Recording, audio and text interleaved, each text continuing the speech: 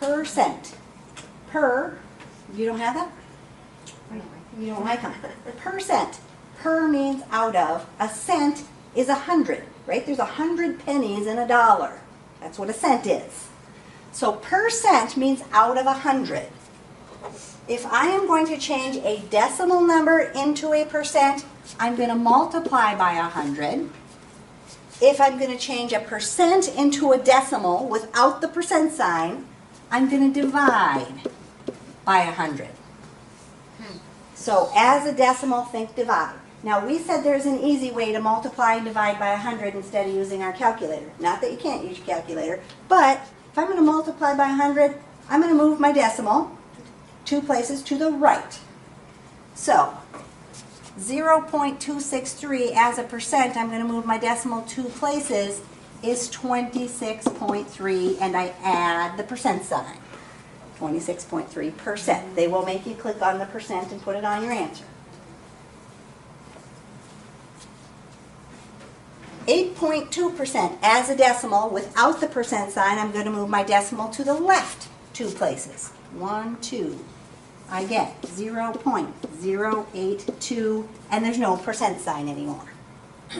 Keep in mind some common ones when you work with percent. 50% as a decimal. What's 50% as a decimal? 0.5. It's a half, right? 25% as a decimal. 0.25. 100% as a decimal.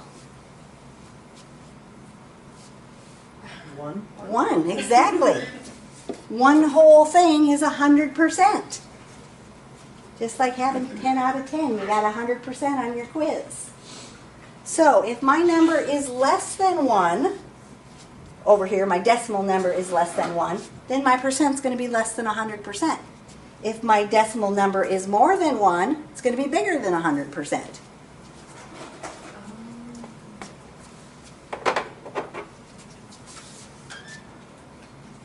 .596 as a percent.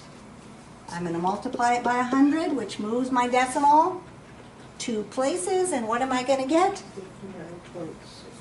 59.6%. Write .93 as a decimal. I'm going to divide by 100, which moves my decimal back 2 places. And so I'm going to get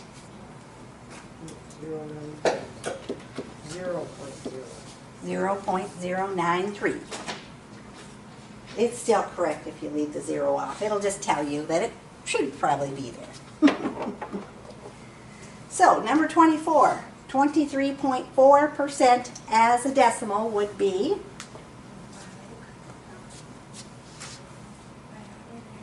I'm going to divide it by 100, and I'm going to get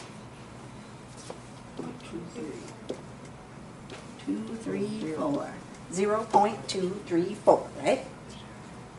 And 0.061 as a percentage, 6.1%, exactly. So, percent, always multiplying or dividing by 100, so I'm always just moving my decimal 2 places, either to the right or to the left, depending on what you're doing.